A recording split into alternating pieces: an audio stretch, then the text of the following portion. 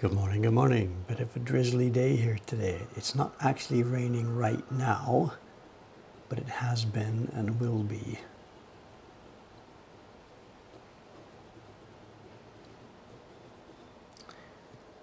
It's still hot though too, It's still sticky hot. But the rain helps cool things down, absolutely. Morning, good morning. Chance to get the camera the other way. All those sunny days, I have to point the camera the other direction. It's the non-sunny day when I can point the camera to the east. Not much has changed here, I think. The shops that you can see haven't changed in a long time. Most of the change we see happens at the other end of the street, off towards the left. There are new shops happening down there, but they're out of sight for us. Off to the right, not the direction that taxi is going, off to the right, there's a new coffee shop. There's a brand new, just behind us, there's a 3-story Monjayaki place. Lots of changes in the district. But, yeah. Good morning, good morning. You know what we're doing today? It's knife to wood. We're cutting. There's a bit of a change since the last stream. Not sure if anybody will catch this or not. No idea. Paper is out for Ishikawa-san. She's upstairs already. She came and said hello a few minutes ago. It's a national holiday today. It's what do they call it? The holiday was yesterday, but this is when they move it to the next day because it doesn't match up. So it's another long weekend. Up in the shop today, up in the office today, nobody will be here. Nobody at all. Someone says, are we on a different camera? Nope, nothing's changed. These are the same cameras. I took them to Ome for a while, subbed them out. I got new cameras for Ome. The cameras you're seeing today are the same ones we've had for the past year or so. I don't remember, X year or so. No change in the gear right here at this end. In fact, it's the same video interface. All the new gear went to Ome.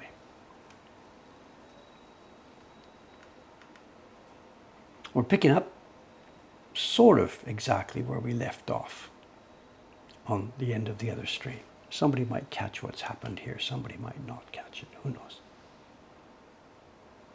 If I zoom out a little bit on this block and then zoom back in. Okay, let me chop a bit. We'll chop a bit, chat a bit, chop a bit, chat a bit. Let's see.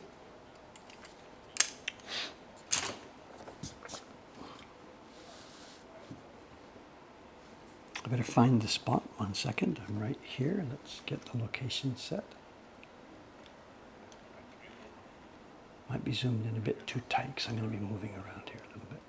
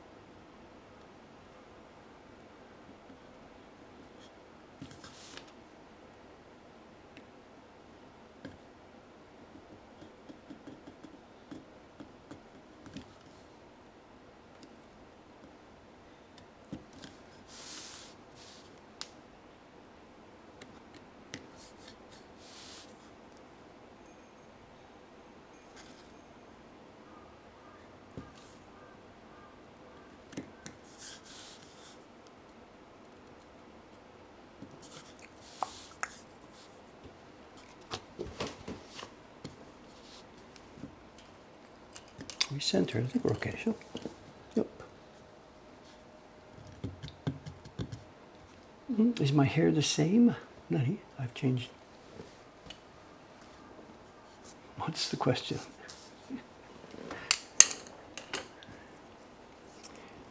I'm due for a haircut, of course. I think maybe next week when I'm out in Ome, we'll have her chop some more back and see how it goes. She thinks my hair has changed recently, and she thinks it's because of the pool. Pool. Speaking of the pool, there is pool news. There is pool news. I know. With the change to the change to my weekly schedule now, going out to Ome, I'm out there Wednesday, Thursday, Friday. So the pattern, where possible, has been that I go to the pool Monday morning, Tuesday morning, Wednesday morning. And then on Wednesday, once I get back from the pool, I either grab my backpack and head straight to Ome, or I wait till the staff members get here, do some business with them, and then head to Ome. So spending the bulk of Wednesday and Thursday and Friday out in Ome before coming back Friday afternoon. And we've done this now for 3 weeks in a row, and it's worked pretty well. Not perfectly. Last week I had to come back Thursday night instead of Friday because there was an emergency carving job that had to be done. But overall it's working well. But it means that I can only swim 3 days a week, Monday, Tuesday and Wednesday. And these last 2 weeks, Monday has been a national holiday, which means I don't get to go. They don't do morning sessions on national holidays. So for the past couple of weeks, I've only had 2 days to swim out of the 5. And it's not good. Get a regular exercise routine going and then disturb it and cut it down that far. And it really, really, really is not good.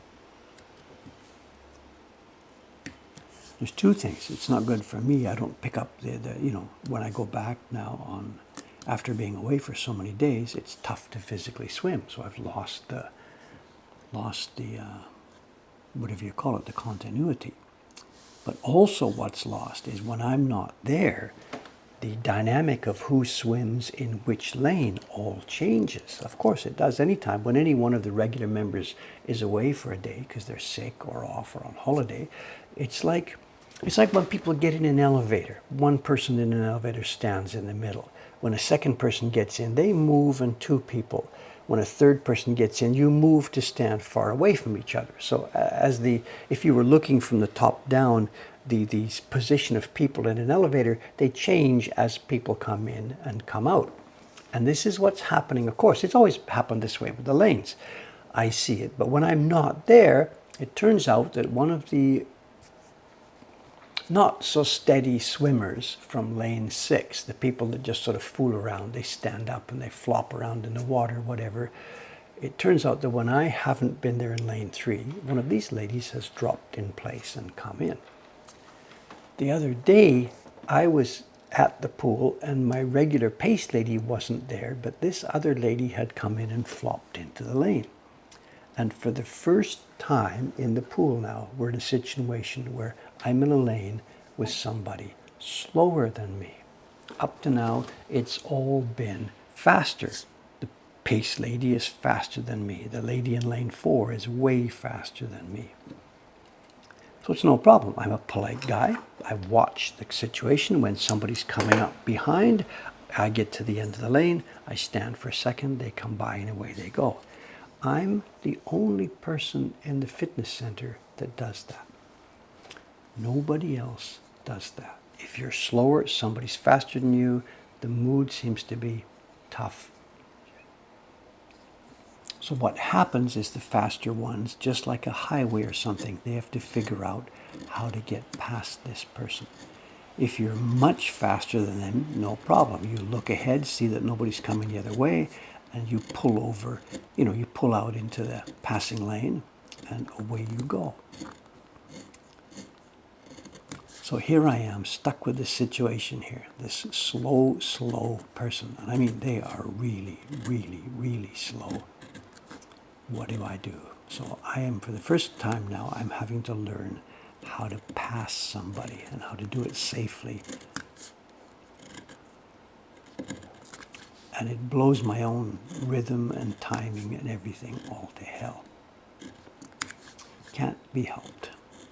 Doesn't happen very often, but sometimes the pace lady on Mondays is not there.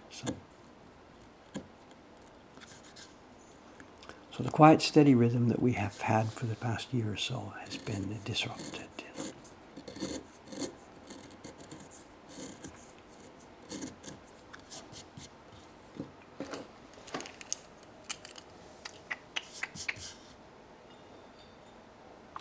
They're talking about the blocks. Somebody, Chicken Meister, says it's definitely a different block. How do you know? What makes you think that? Well, yes, it is. It's a different block. The other day, we started here. I pasted it down. We had a really, really nice peel. I came up with a good piece of Gumpy, and I started carving. And like 2 or 3 strokes into it, I'm thinking, ooh, this is not going to work. It's too soft. It's way, way, way too soft. And I don't know if you noticed it, but even carving one of those lines there, I didn't break it off, but I bent it. The wood is so soft. What was it? This line here somewhere. One of these lines coming down. As my knife went in, it's probably going to fall off now. As my knife went in, I bent that line, and I realized this is not going to work. This block is not suitable for a key block. Now, we were nearly at show and tell, so I kept my mouth shut. I just, whatever, I fooled around for 1 or 2 minutes and then backed off. And once the stream was finished, I went upstairs to try and find another block. And I couldn't find a good one. We're pretty much at the end of our block stock right now, and Taran-san and I have had a meeting. We've got lots of wood up there, but it hasn't yet been bonded to blocks. And our partner Aoyama-san used to be doing that. He's been gone now for 5 or 6 months, so it's backing up. And Taran-san and I have a deadline. Sometime as soon as the weather turns cold and the wood shrinks a bit, we have to paste down, glue down a whole bunch more blocks. So plan B, I grabbed another piece. It's a bit harder. It's not really harder. I didn't do it before because the knot was in the way. But again, as we described on the other stream the other day, we're not going to be using this section of the wood. So let's go, just slide it down. So I put the registration marks a little bit away from the corner to avoid the knot, and we're carving. And it's better. I'm glad I did this because this block is better. It's not what I would have chosen for a super duper good key block, but it's going to work. I don't know who noticed this first. Was that Chicken Meister? If so, take your egg. If somebody else had seen it first, as you wish, sort this out.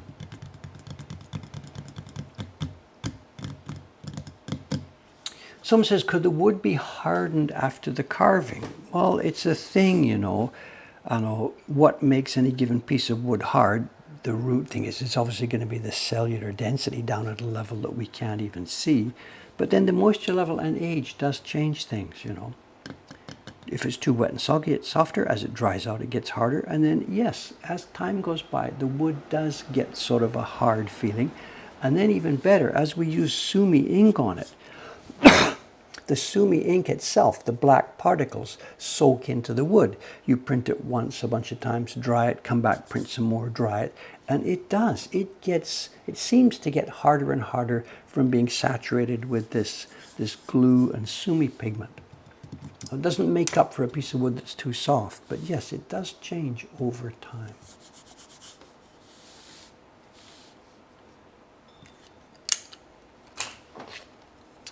And this print, we expect it's going to be this year's gift print. We'll sell X hundreds of copies this year. That's okay. Whether it will be a bestseller for many, many, many years, I don't know. I'm not anticipating that it will be a wild bestseller and that the blocks will wear out quickly. We'll see.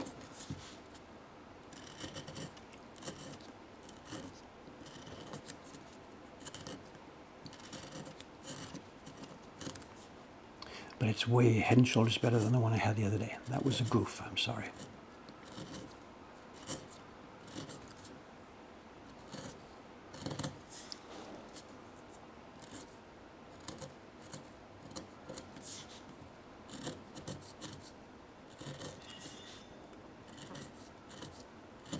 About the pool, you know, it's been weeks and weeks and weeks since I think I chatted with you about the pool. And there's been a couple of episodes. Now that we mentioned it a few minutes ago, things are coming back.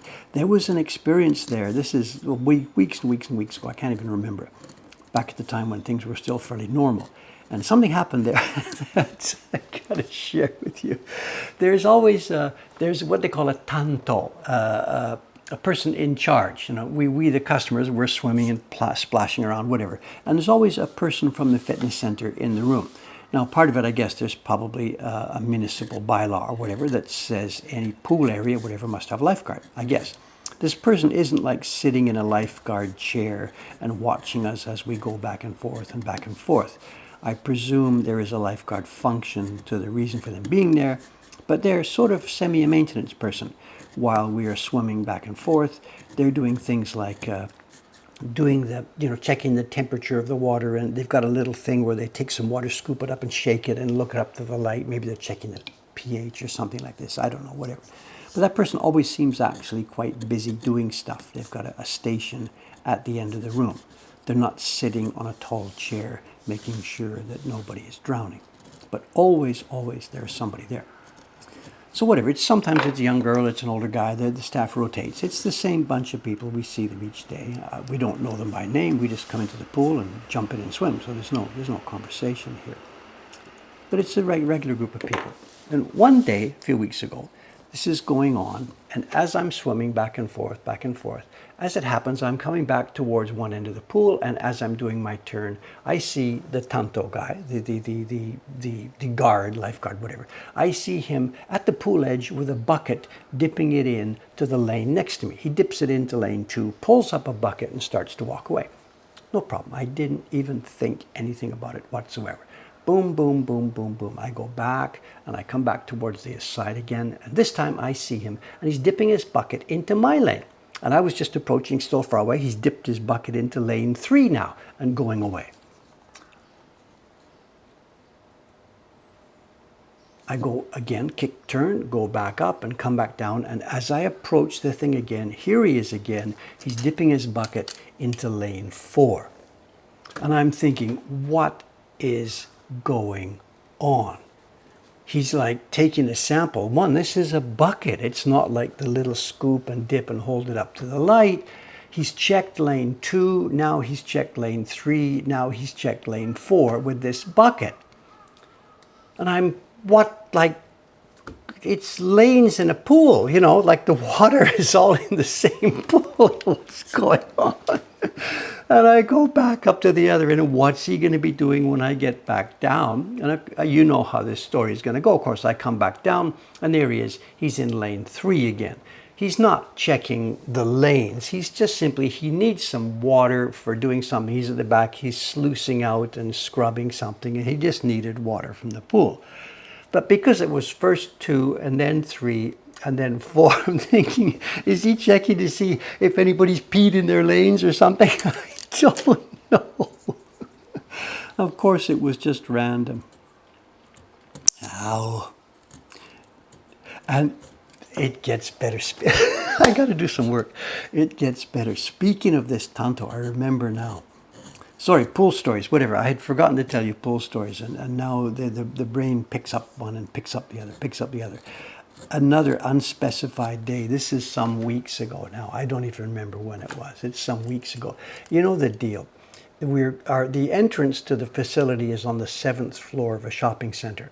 So there's the front desk there. So we gather around. It starts at 7. And there's the ladies' entrance and the men's entrance. So we take the elevator. People just arrive. Some arrive 10 to 7, 9 to 7. I arrive generally about 6 minutes to 7. I leave here at 8 to 7. I arrive there about 6 minutes, depending on the elevator, whatever. I come out of the elevator the other day, just normal, beep my card. It's a members-only club. You have to beep your card to get in. And I wander over. And the guys are all in one area. There's a little bench. Some of us sit down. Some of us stand up. And the ladies are over on the other side. And normally we just sit there and hang out. There's not too much chatting. A little bit, how you doing? A lot of rain today. Nay, this kind of stuff that people do. There's no deep conversation, whatever. But this day I'm mentioning, we're there and the clock is ticking down. And actually, there's a clock on the wall. It's behind where I normally sit. But some people are checking their phones, waiting for 7 o'clock to go into this thing. And maybe, 1 minute or so before this starts, the guy at the desk, the person at the desk there, he's watching us beep. He just stands there. Good morning, beep, beep, good morning. He claps his hands and says, "Excuse me, everybody, I have a little bit of an announcement to make. We've got a message from one of our employees here. Their train is delayed and they're not going to be here. And this is the person that's going to be sitting in the pool. Kyou no pool tanto wa densha no eikyou de." He's saying, the person on the pool tanto. So he says, "I have to ask you all to wait here first, please. He's going to be here maybe 10 or 15 minutes, but I'd like to ask you to wait here in the lobby. Once he's here, the pool session can begin." And me, for one, I didn't say anything at first. So I'm thinking like who cares? Just 7 o'clock. Let's go. You know, nobody's gonna drown. I get that there's probably a law that says somebody has to be in the room, but like, come on. I mean, if one of us does have a heart attack and gets in trouble, the person in the next lane will see this. I mean, I didn't say anything. I'm thinking this. Oh, Jesus, come on. But I didn't say anything. I was a good boy. I'm the one foreigner there. You can't become the troublemaker. You really, really can't become the troublemaker. It wasn't me. One of the women said, it doesn't matter, we can go in anyway. And then one of the guys said, yeah, sure, it's okay. And the crowd said, okay, let's do this. And then what happened was, we're still 1 minute, 2 minutes before 7. They didn't even wait till the ding, the timer rang. People just started going through the entrances into the pool. And the guy says, no, please, please, please wait. He'll be here. It won't be too long. It'll be 10 minutes. And the crowd, me included now, and I did not incite this at all. I was totally just one of the crowd. The crowd has now taken this into their own hands. And boom, it's anarchy in Japan. And we all fled to get swimming. And if you had told me this story, I would not really sort of have believed this. This is not how it happens in Japan. Common sense rules. And one of the women started it and said, it's okay. You know, I forget what she actually said in Japanese. 十分じゃないですか? もういいです、いいです。行きましょう. Whatever.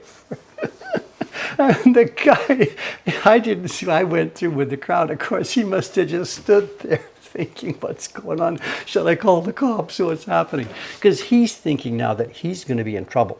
That if something starts to go wrong, and of course his boss, I mean, this guy could actually really, really be in trouble.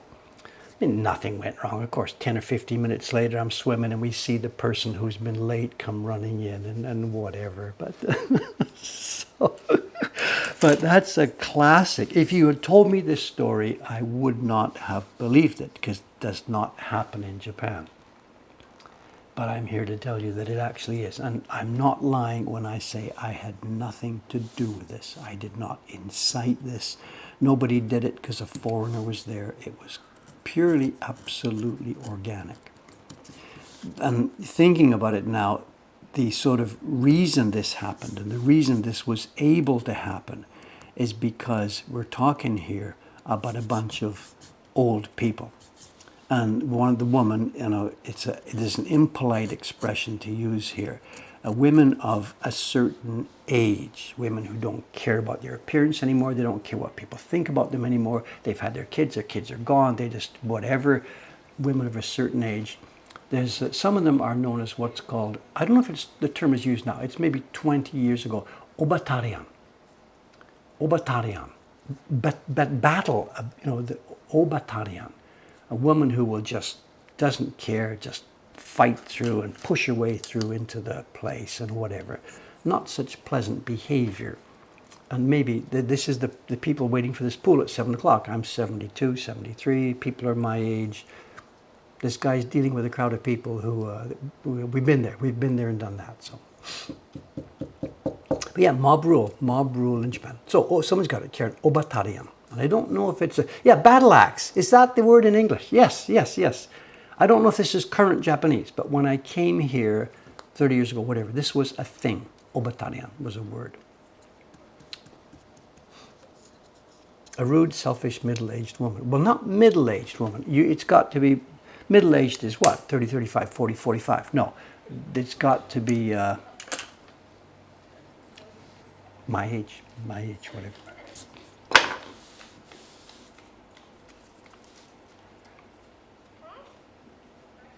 So we got our swim. Dave joined the mob, and you know, and like, what was I going to do? Stand there in the lobby for 15 minutes? I mean, come on.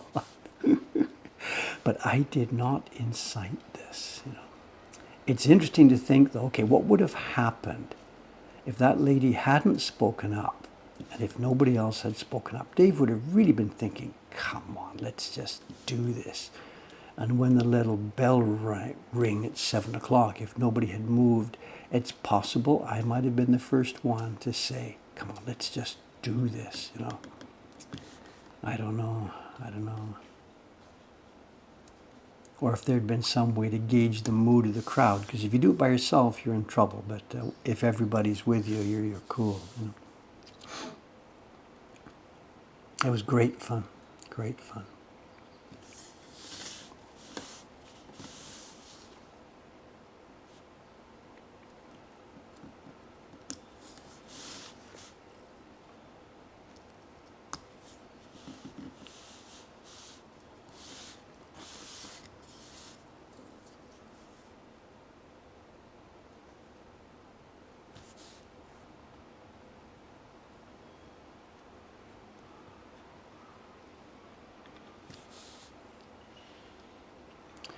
It's funny, you know, the thing I just mentioned, it's all a joke, it's a funny little story, and it's no big deal in real life.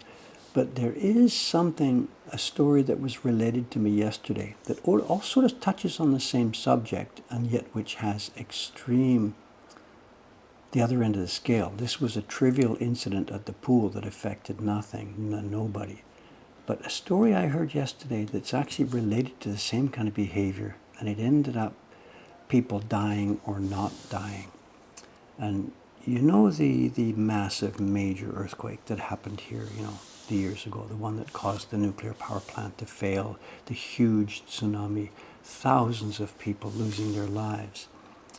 It's had ramifications through Japanese society for a long time. It has changed many things.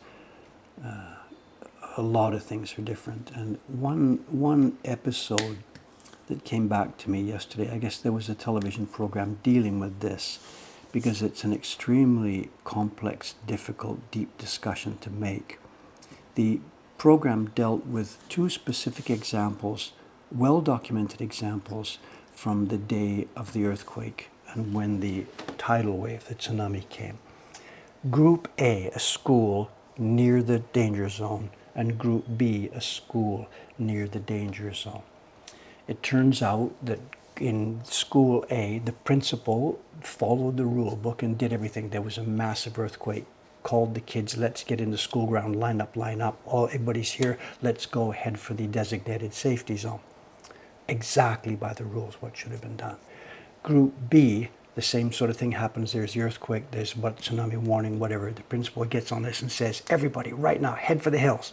Just whatever, get out of here, head for the high ground. You know where this story's going. The school A, where the principal followed the rule book and tried to get his kids to safety by following the rules and getting them all lined up. We're all here. Good. Okay, guys, now let's get out of here. They all died.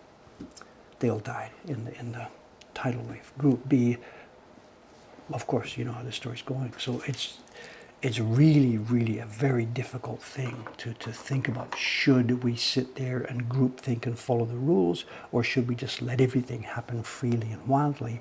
This is cherry picking. It's cherry picking one group that did follow sensible rules and died, and one group that happened to behave wildly and saved. But it could have been just as easily the other way around. Those kids could have run and panicked and all died, and this group could have made it in safety because they were well organized. So it's not so simple to make the thing that brain dead teacher who just followed the rule book and the kids died. It's really, really, really not that simple at all. But it relates back to that thing I said, you know, a group of people in the sports center. The leader, the guy who ran the place, tried to follow the rule books, which to us didn't make any sense. It's a very, very complex and very, very difficult subject. And I trivialized it by telling the story about the pool, but in real life, it's not trivial, you know. It really isn't trivial.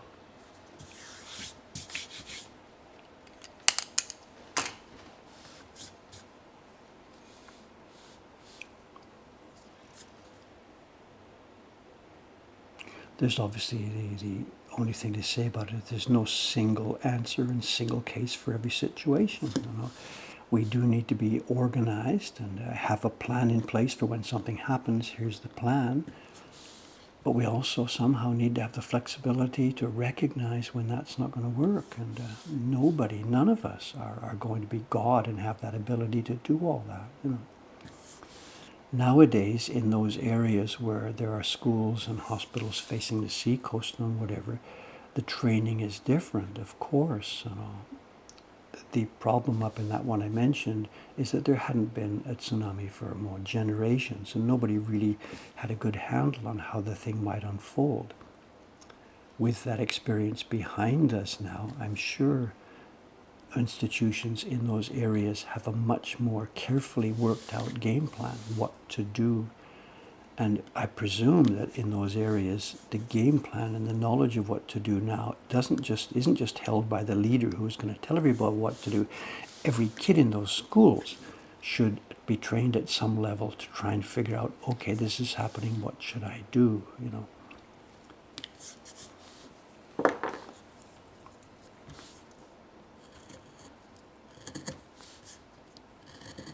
No easy single answers for these things, you know.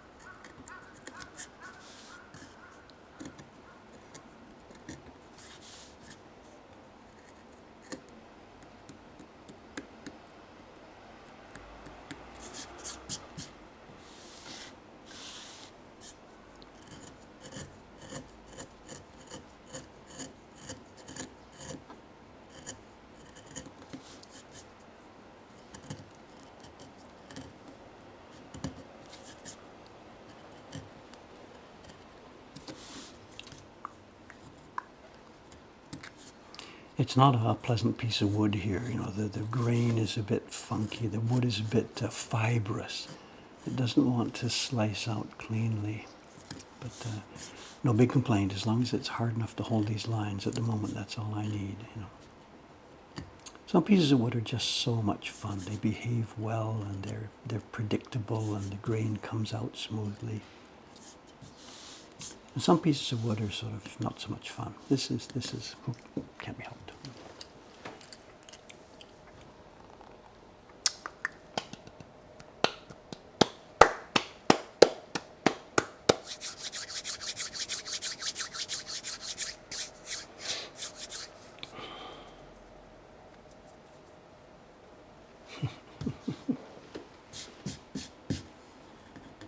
It's been a fun past few days. I know this is a long weekend. Last week was a long weekend, so it means we're short-staffed, and I've had to be here in the shop and help.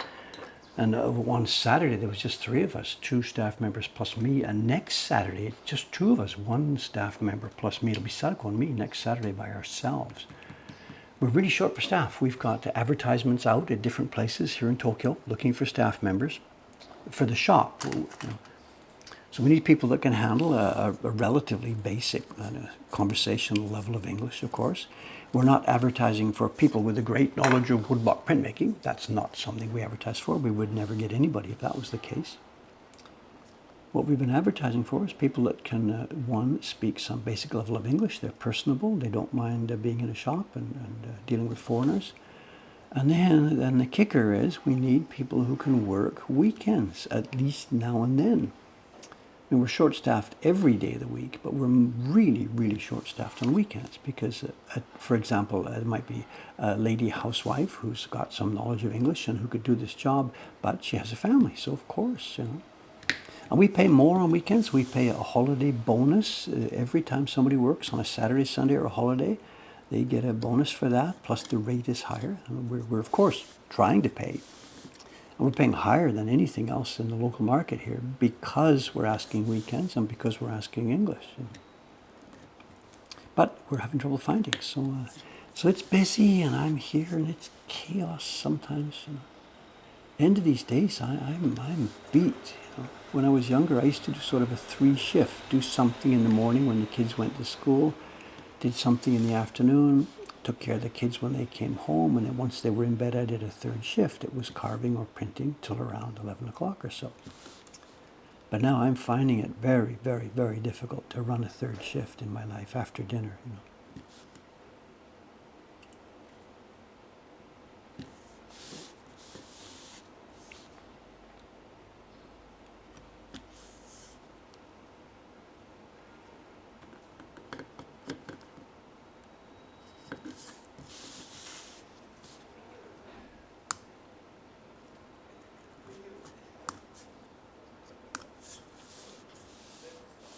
But they've been fun days in the shop. So many fun visitors, I can't even begin to list. We're people from all over the world. They've been watching our videos, It's great fun. So many pictures. What I should have done years ago, well, it doesn't matter. I shouldn't have done it, whatever. What I could have done years ago, the people who say, hey, Dave, is it okay? Please, I'm embarrassed to ask, but is it okay if we take a picture together? Of course, there's no embarrassment. I'm happy to take a picture. We're fine. Maybe I sit at the bench, they sit down next to me, we take a picture, or we stand up side by side, do the classic, do the classic selfie thing. And what I could have asked people to do, if I had thought about it years ago when this first started, I could have said, sure, one rule about the pictures, you got to send me a copy with your name on it so I know who you are. And in that case, if people had followed that, they would send me a copy of the picture with their name on it, and then that would have given me a chance to try and remember people. But I didn't do that, and I'm certainly not going to start it now, because if I do start that rule, then it means that they're thinking, oh my God, Dave's actually going to remember me when I come back, and that's almost impossible. So I didn't ask, and I don't have 10 terabytes of photograph data from people. Okay, what should we carve next? The legs are done. Let's try this goza. I don't know what it is. It's a mat of some kind. So let's cut the outside of the hand here to give us a stopping point. And let's cut the lines of this mat.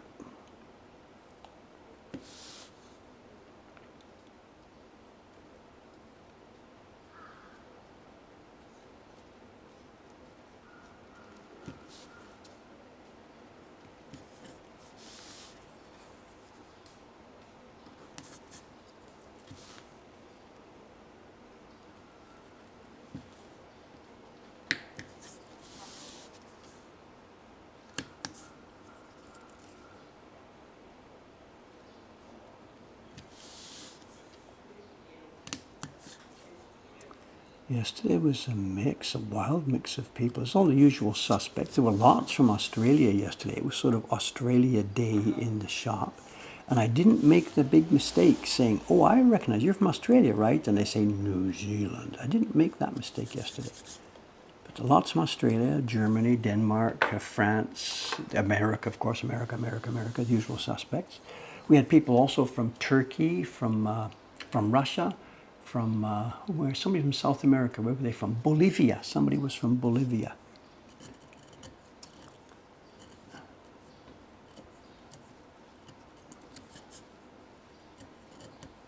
But yeah, it was Australia Day yesterday. Maybe it's a particular time of year in Australia where people are free to take holidays. I don't know the local situation, but Japan is a huge destination for Australians because there's no dramatic time zone difference. The flight might be similar to coming from the west coast of America, although I think it's shorter. But there's no big time zone difference, so it's great. You get a night flight, sleep on the plane, wake up in Tokyo, and get going.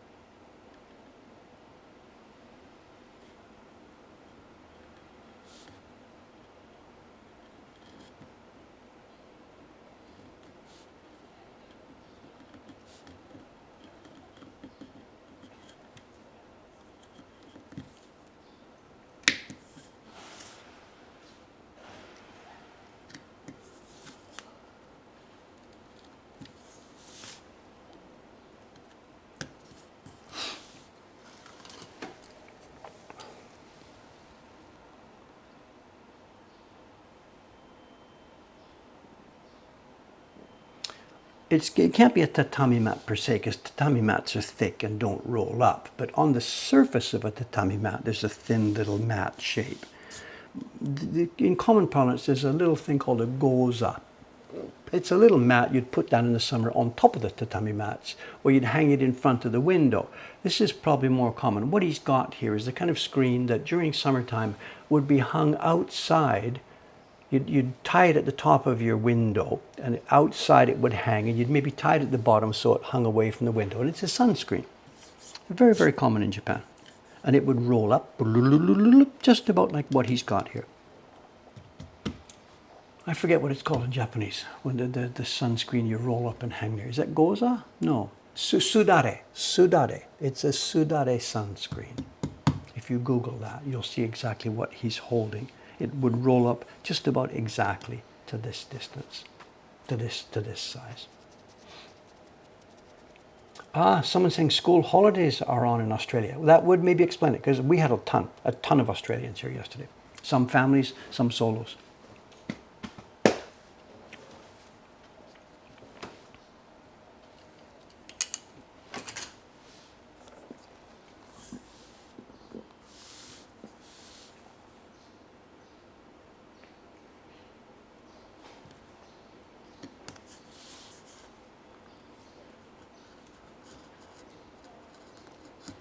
Okay, now given that this is a bamboo mat of sorts, there is no way we are going to use a ruler to cut these lines. Of course, it would make it look stupid.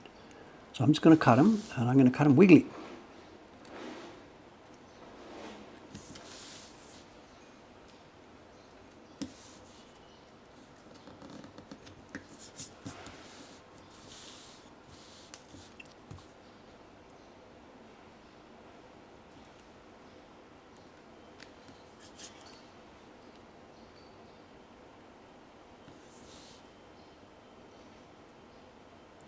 And as we mentioned the other day when we were drawing this, when we were still on the iPad, the lines that run across this mat, there's two different kinds.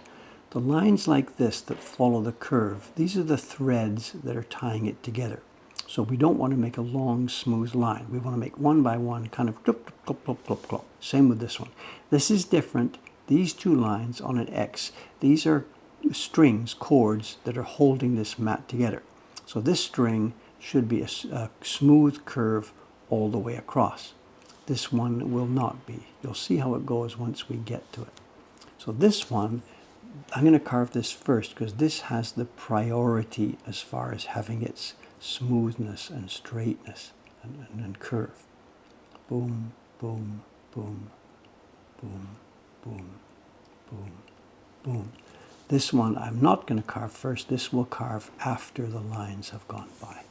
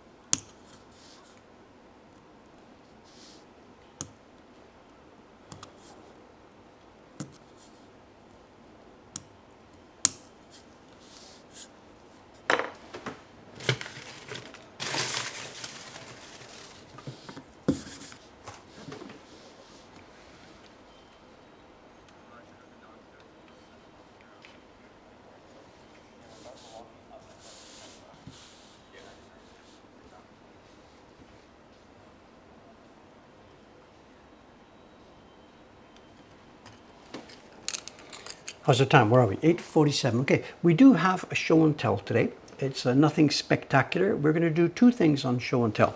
We have a new package to open, and it's a package from weeks ago, and I really don't remember what's inside. Going by the size, it's not Pochibukuro or something. I don't remember. There's some prints inside. I have no idea what they are. We'll have a peek at them. We're also, during today's show and tell, we're going to recap the Red Cross print we found yesterday, 2 days ago, because I goofed. We're going to have to explain something a bit more about it. I gave you bad information during the last stream on the show and tell. I lied. Let's see what we find out.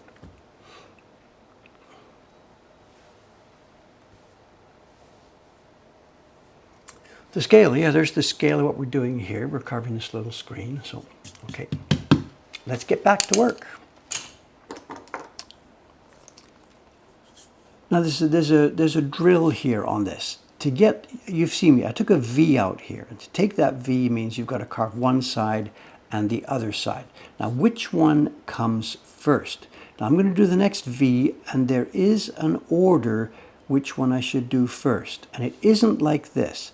Carve this one, then carve this one, then this one, working your way down. It doesn't work this way. What we do is this. I cut the first one, and this wood had backup behind it. Imagine, let's imagine that we're on the other side, starting this thing. I carved the first one, and that line, there's wood as backup behind it to stop it from bending or getting in bad shape. Next, if I had then carved this one, we are now carving a line that has no backup because it's been carved on the other side.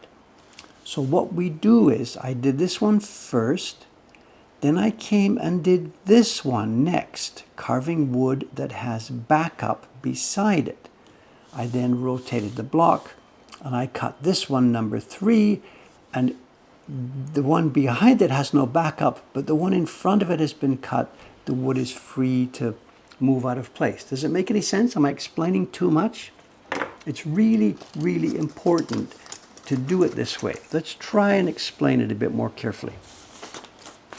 Here we are. Imagine we're looking at this thing from the side, the wood grain at the side, and the result we want to have 1 line, 2 lines, 3 lines. We want this series of lines to be left so that when we print.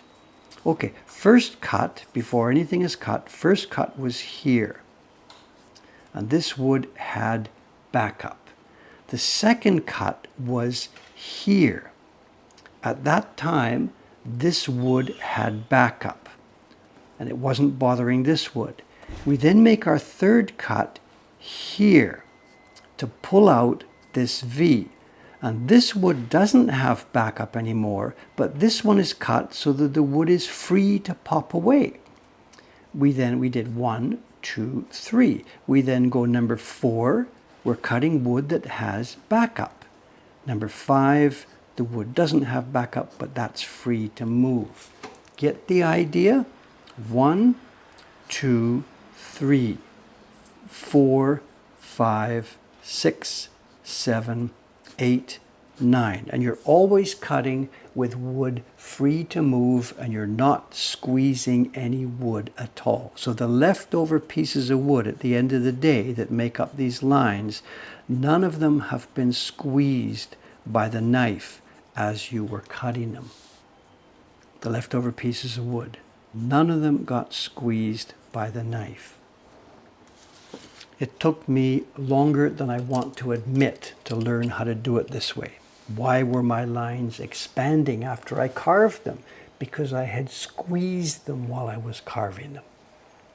It really, really, really makes sense. If you're not carving delicate lines, it doesn't matter to you. If you're just carving masses or plywood or whatever, no big deal.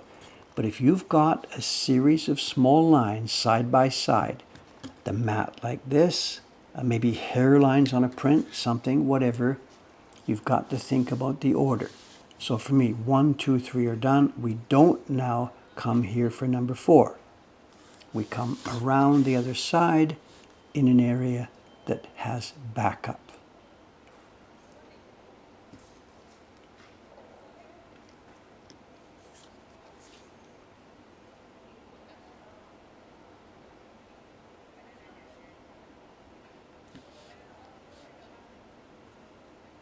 Maybe too much explanation. Most of you are not delicate carvers. I'm sorry, but whatever. I guess that's why we're here.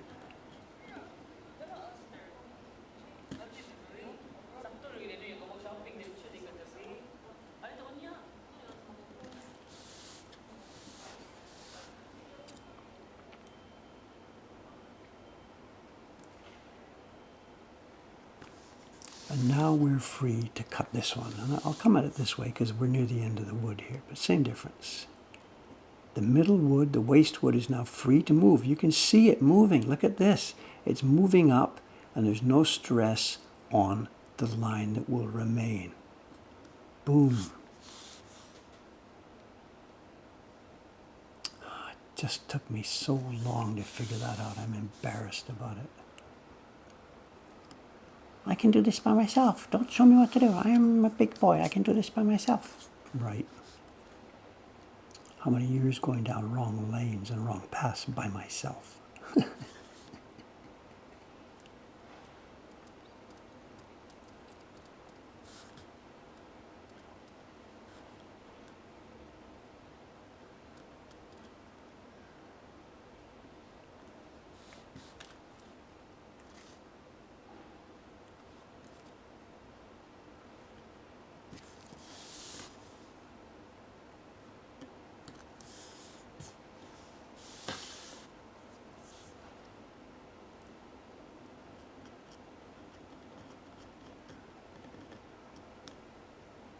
Out she comes. Good fun.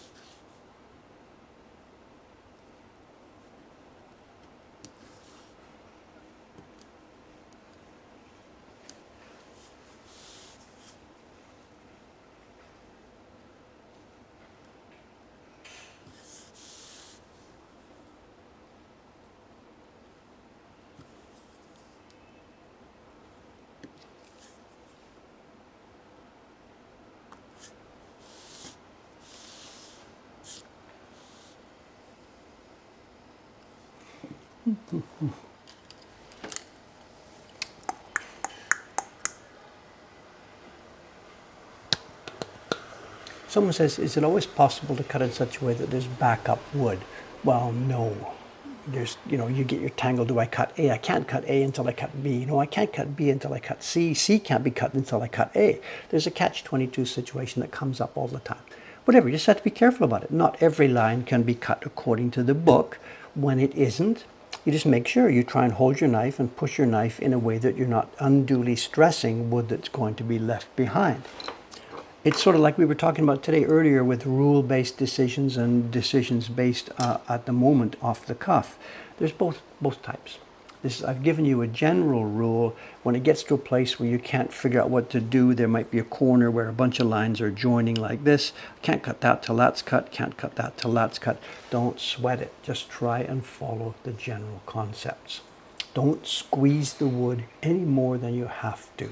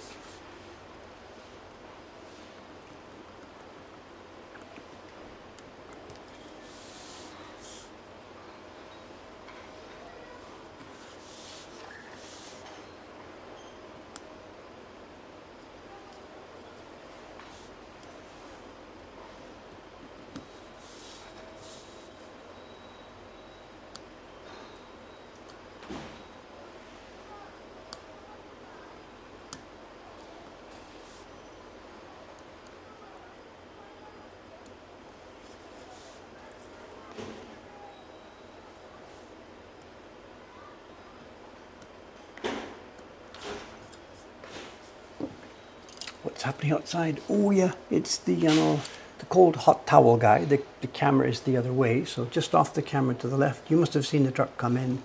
It's the cold hot towel person. There's news here too. The Kobe beef people.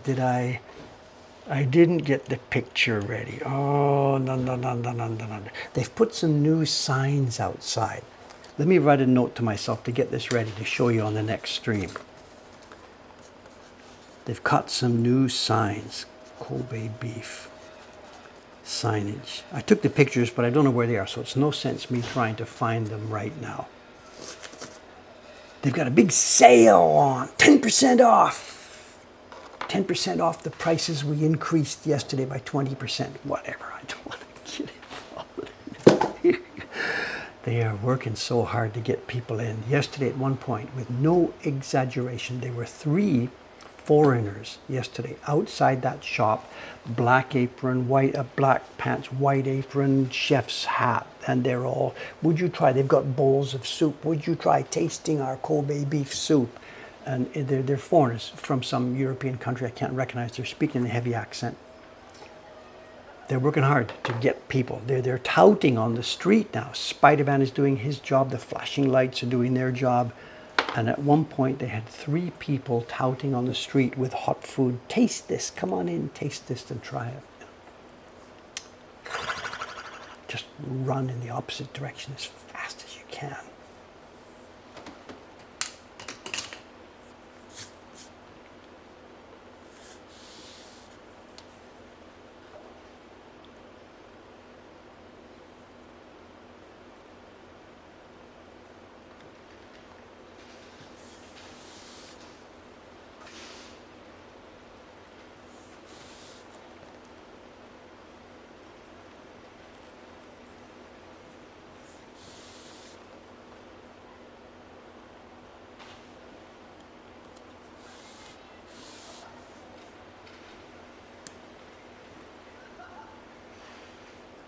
These cuts that come out, you can see this one, it doesn't want to come out because somewhere at the bottom it's still connected. I don't want to make the V's too deep. If I push the knife in too far to get the V to match perfectly, that's again going to be squeezing some of this wood. The farther you push the knife in, the more squeezing you do. That's not good. So that last one, it's a question of finding the last place that's connected at the bottom.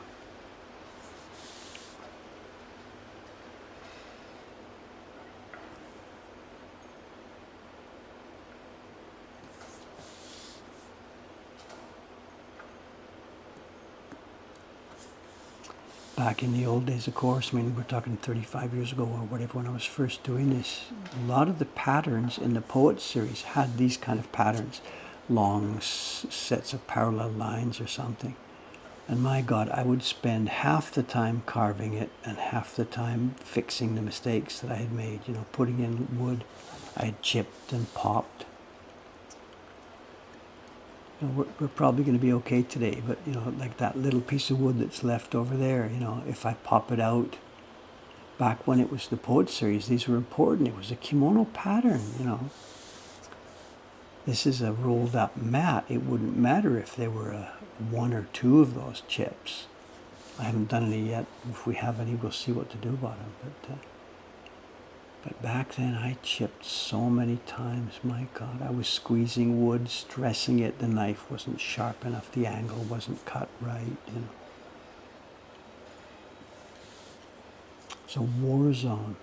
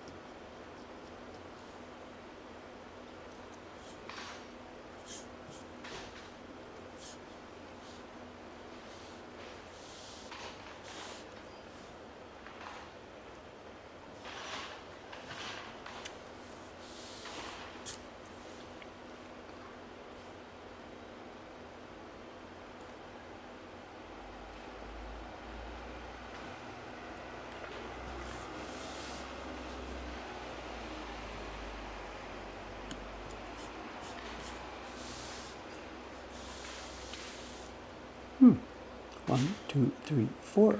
1, 2, 3, 4, 5 left. We're okay. You could see, you know, this could just go smoothly, bang, bang, bang, bang, bang. If there were no interruptions and no chatting, no big deal. An hour's work, maybe 2 hours work, and it would be done.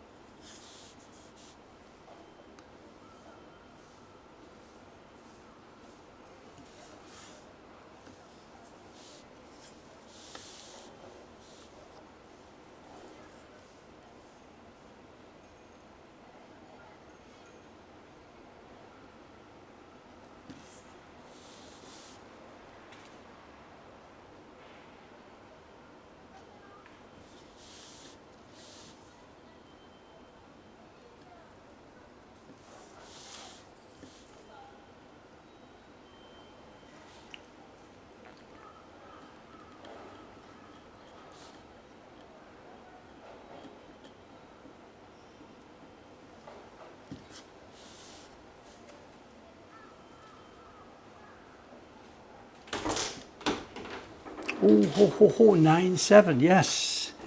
It seems. What day is it today? Saturday? Sadako's here, 9:08. Monday. It's Monday. It's a holiday, as we mentioned before. It's a holiday, and she's come in to do extra duty.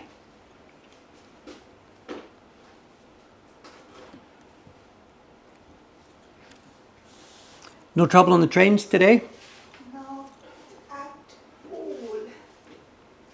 Everything was fine.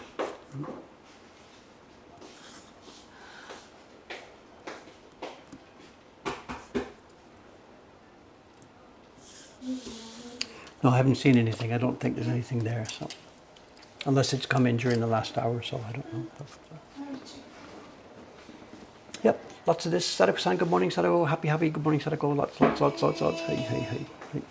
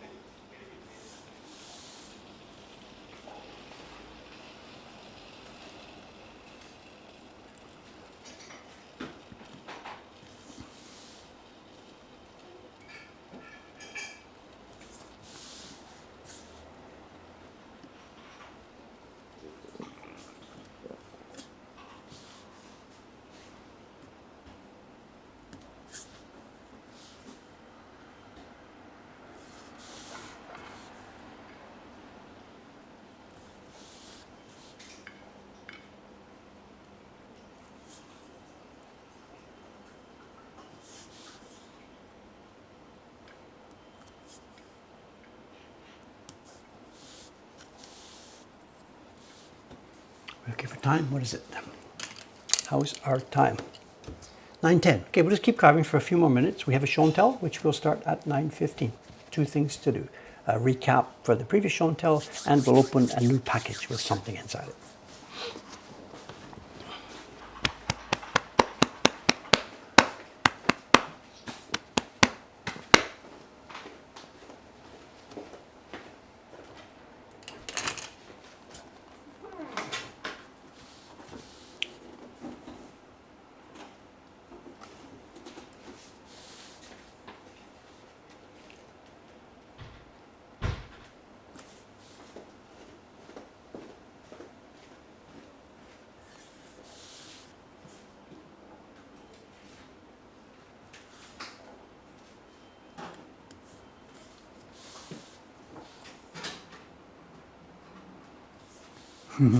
Get all that change, it has to be counted today. All the new ichi and dama. Yes, quite a lot. Yesterday was kind of strange, and it was unusual for us in that lots and lots of the people in the shop yesterday paid by cash. Well, some do. It's not rare or something that this happened, but the balance yesterday, I don't know, it was maybe mostly cash. And a couple of times we had this case where we see this, it happens now and then. People are near the end of their trip. Maybe they're even going to the airport this afternoon or something like this. And what they've done was, because it's really hard to count little money and coins and stuff sometimes for people. You're in a shop, there's a lineup behind you. You just give the shop a bill and they end up giving you a bunch of coins. So a lot of travelers in Japan, towards the end of their trip, have a heavy bunch of coins. So sometimes here, what will happen is the staff here will see this. The person will pull out their wallet and they say, "Do you want to get rid of your coins?" And they're like, "Oh my God, yeah." So they just dump the thing on the counter, and together with the staff, they buy their print or 3 prints, and they pay for it with like 1 pen and 5 cents and 10 yen coins, I guess yesterday there was some of this. Or yesterday, or the day before, I can't remember. And a bunch of people paid with coins. So now we have a bunch of coins. And of course, the clerk each morning, today it's Sadako's turn, they have to count this cash in the register. And then at the end of the day, of course, a different clerk, we count the cash in the register and the machine has to all balance. Sometimes it does, most times it does, and sometimes it doesn't. Some says we should start accepting suica. Of course we accept suica. We've taken suica for years. Of course we do. No problem at all with suica.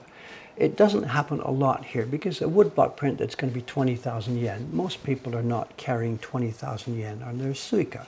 They're using suica to pay 200, 300, 400, 500 yen for train fares.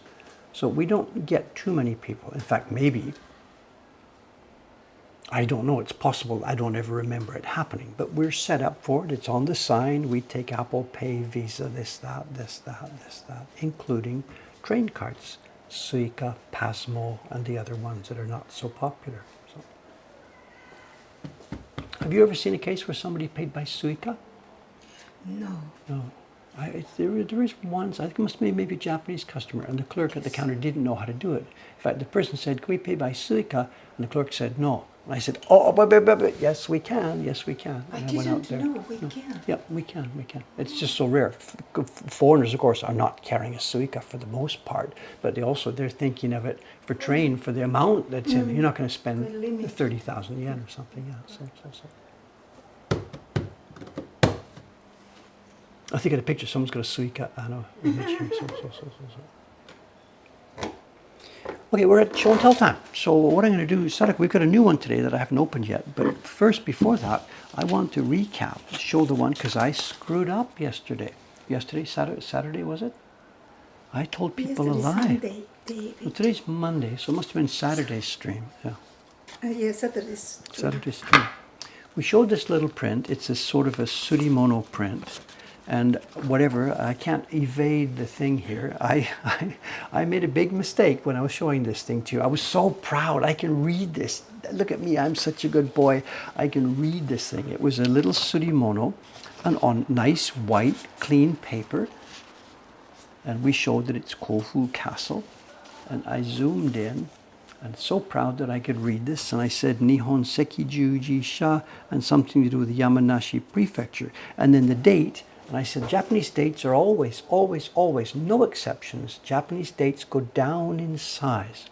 Europeans and Americans get the month, day, month. They never know what they're talking about. Japanese dates are always year, month, and day. And I think no exceptions to Sho Sadako. It would never, ever be an exception. Year, month, date.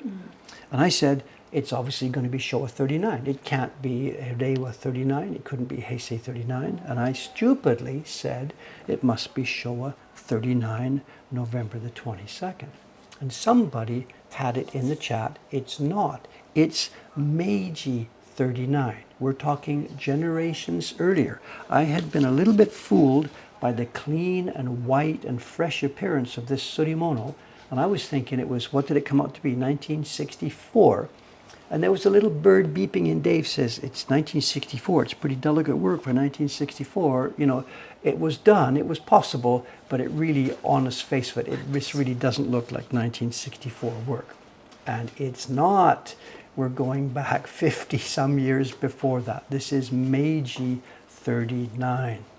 And not only did somebody correct me on this, but they found a web page explaining what this thing is about. No, where is it? Not there. Hang on a sec. I've got the link to it. It's somebody's blog. Vivid KP's got it. Thank you, ma'am. Thank you, ma'am. Thank you, ma'am.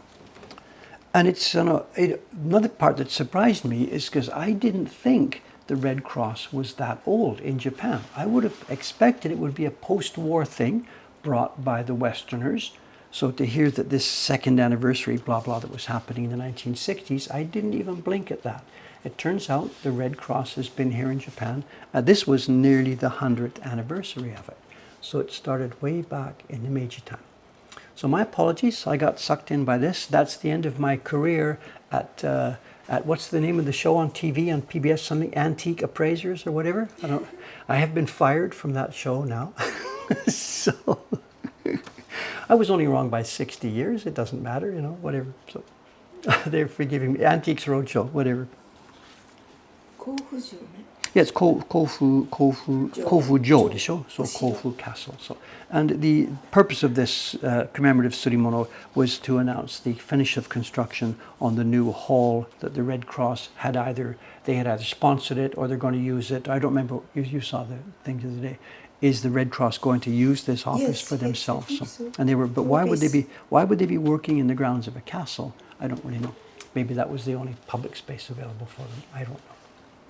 Anyway, there we go. So it's now, my batting average is pretty good, I think, but that's a lot of egg to have on my face. You know, my beard is full of egg. So. That's what you get when you do it live. And I bet you Antiques Roadshow doesn't play live. I bet you it plays taped. And I bet you also a lot of that stuff, the guys had a chance to look at it, do some research, and come back and say, I think this looks like something from about, you know. I don't know, and I'm not accusing anybody, but whatever. We do ours live. Dave walks the tightrope, the tightrope every day. I don't remember what's in here. It's been sitting here it's 3rd of September.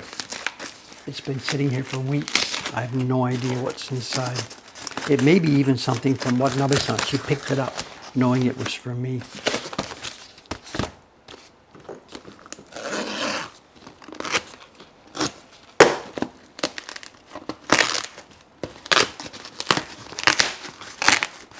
How do we get in here? Is that the entrance here? This way? Look at all the warnings and danger labels. It looks like we're opening an atomic bomb or something. There's so many danger labels. Be careful. Do not press here. Hi. Okay, that's one layer. Thank you, ma'am. Oh, interesting. They've checked. This is a checkoff. Somebody here is being really careful. They've checked the wrapping, checked this, checked to see that it's the right goods. Somebody's being very careful. Mokuhankan maybe should perhaps institute such a system. We've still got problems. Someone will write an email to Nami-san saying, Nami-san, thank you for the prints. It's really nice. But this month I got last month's print repeated. You know, we do sometimes screw up. Here we go, level 2. Will we be finished in time to cover the stream here? Welcome to Japan.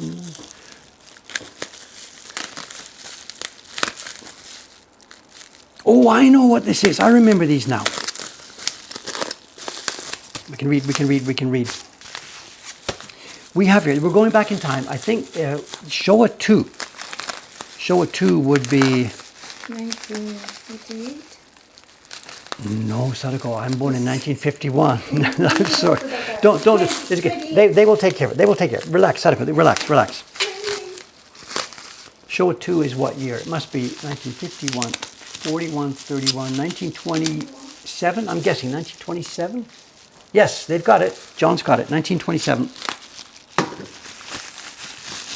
And those of you who are guessing 3 layers, I think you are... It's going to take a half an hour to get in here. There's the third layer. We're still not in. One more to go.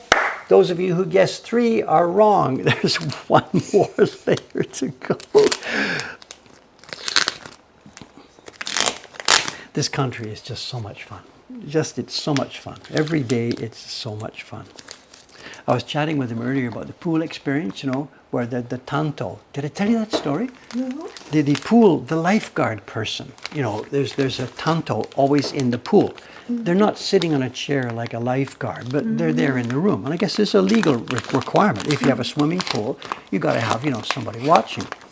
As we were waiting to go in the pool, the person behind the desk made an announcement. There's been a train delay. Today's pool tanto won't be here for 10 or 15 minutes. So please, Minasan, just please wait. And he was going to have us wait in the lobby until the pool person showed up. Ah, they can't start. We can't legally start. We can't legally go into the pool without somebody there. So what do you think happened? I can guess it. She's going to say, Dave made... What do you think happened? You jumped into the pool. See, she fell for this. I didn't. I sat there quietly. And they've heard this story already today. I sat quietly. I'm thinking, it doesn't matter, we can go. But I didn't say anything. Okay. One of the ladies, Obatarian, she said, Mo, ii desu, ikimashou. And we're still 2 minutes early. And she said, ikimashou. And we all went into the pool, not only with no tanto together, but 2 minutes early. 2 minutes early. It was fantastic. And she thought I'm the troublemaker. Absolutely, absolutely, absolutely.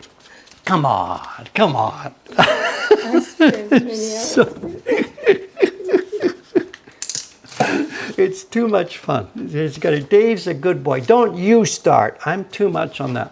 There's another meme starting and it's become trouble. Dave is such a good boy. And I said, okay, what we've got here. Okay, back to work. Excuse me, back to work. It's a Hiroshige. We have Meisho, Edo, Hyakke. Dave, Meisho. Oh, I'm reading this upside down. No excuse. Every chance she gets to shoot at me, she will take it. But actually, honestly speaking, this is wonderful that she will do that. Because if you go back in time, I mean, we've been together for 30 years, so whatever. But if you go back in time, a Japanese lady and her partner has made a mistake in public and said something. Now, of course, what would she do?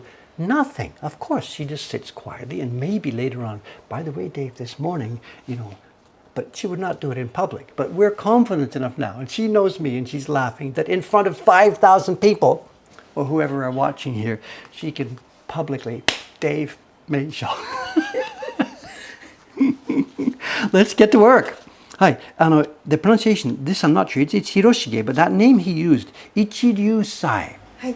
I think Ichiryusai Hiroshige Hitsu, this is brush, fude. Perfect.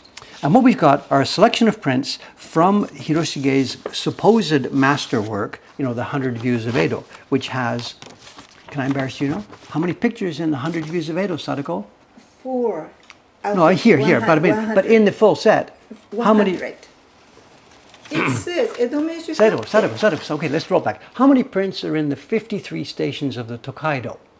56. 55. There's each end. There's the 53. 55, Okay, let's so. keep the test here. How many prints are in Hokusai's 36 views of Mount Fuji? 60, 30, 46. Yes, there's 46. How many don't prints? test It goes both ways. Revenge? Okay, these came up on Yahoo Auction a while ago. It must have been a subscription series. Do we have a date? We don't have a date. This is late Meiji or Taisho. Oh, no, we said Showa 2. I already said Showa 2. Somewhere I learned the date. This is a set from Showa 2. So what did we say?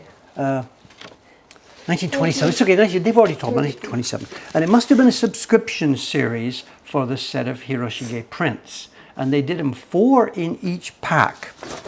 I don't see a date, 4 in each pack. And this would be, they've reduced them in size from the real thing. And some dealer got a hold of it and he's put them up on Yahoo Auctions 1 pack at a time. Now, of course, I would have loved to have bid on the whole thing. Somebody took one set. I took one set to get started and see what it is, and now somebody else has bought one more set. We can never recover, but they're sitting there on Yahoo auctions, and the guy's trying to sell them. He's asking too much money. He wants 15,000 yen for these, and they are not worth the 15,000 yen to most of us. Oh, good morning, good morning. Oh, double trouble. Hi, good morning. So we have a reproduction subscription set from just about 100 years ago, almost exactly 100 years ago. And if you want some of these, I'm not going to bid on any more of them. They're on Yahoo auctions at the moment. If you Google, if you search for the name Edo Meisho Hyakke, you'll come up. He's got a bunch more of these sets, 4 of them each. He's asking 15,000, which is what, $120, somewhere around there, for them. So they're $30 each. They're not worth that much in the market here, but they're nicely made. They're not on a high quality washi, and the packaging materials are trouble, because look at this, look at this, look at this. Sometimes we see foxing starting on the washi and going outside. What we see here is, look at this. The surrounding paper is terrible paper, and it's been held in the damp, and it is foxed. But also, look at this. It's foxed in some places on the picture based on where the pigments are on the back of the washi. Why would the foxing happen like this? Look at this. Down the line here. So maybe more oxygen here, less oxygen here. The washi has protected the backing sheet in some places, but foxing has finally started to come through onto the backing sheet. Again, I can't tell you what's happening here chemically. I have no idea. Obviously, what I should do is get these prints out of this packaging, because clearly the terrible paper has been affecting this print. And maybe they were also aiming at foreigners. They've gone to the trouble of putting an English expression on each of these. And this is 1920 something. There's no heavy tourism in Japan at that time, but there are foreigners here and there. So I got 4 just so that I could have an example of this set in our collection. I'm not going to buy the rest of them because this guy wants too much money. If you're interested in this thing, there are some at the moment still running on Yahoo auctions. You can't get a full set because already 3 or 4 of them are gone. A little bit of misregistration. This is not level A work. Not level A. Look at this, you can see. The red is misregistered here, the black has too much pressure, the carving is not nicely done. This is, look at this, B class. Even you can see, look, the gray block has been moved over to the side. Why did I buy it? Because I wanted to have an example of this set. I knew about the subscription set, and I wanted to have examples of these prints in our collection. Show how woodblock prints were part of people's lives back in the old days. Look at this. Woo, woo, woo.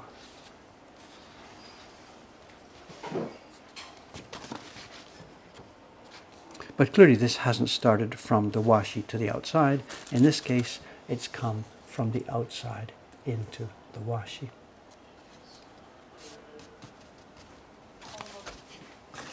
Another reason why I wanted these, because they will add to our collection of prints that are sitting upstairs that are heavily foxed. We have a number of prints that are foxed. We have backing paper that's foxed. We have the combination like this. And at some point, somewhere down the line, it's not going to be me, but it's somewhere down the line, we've got a huge bunch of different examples of different kinds of paper stored different ways that may help people try and figure out what this foxing actually is. There's numbers of theories, fungus, chemical, molecular. I'm really not going to go there. It's just too big a problem for me to get involved with. But if you are one of the people who are involved with it, we have a ton of useful research material from this one particular climate from Japan. Oh, there we are. Do we have our date? Yes, here's where the date comes from.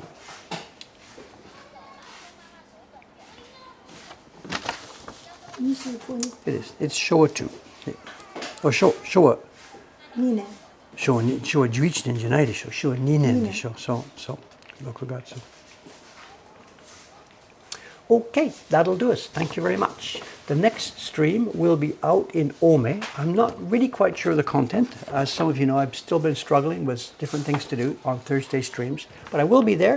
If it's not too cold, I'll be getting into the river and enjoying myself, and we'll turn the camera on, feed some fish, and chat about something or other. See you in a few days. Thank you very much. Now I'm going to have a really pleasant day here working with 3 nice ladies having a good day at Mokuhankan. Hang on a sec, let's put the camera up.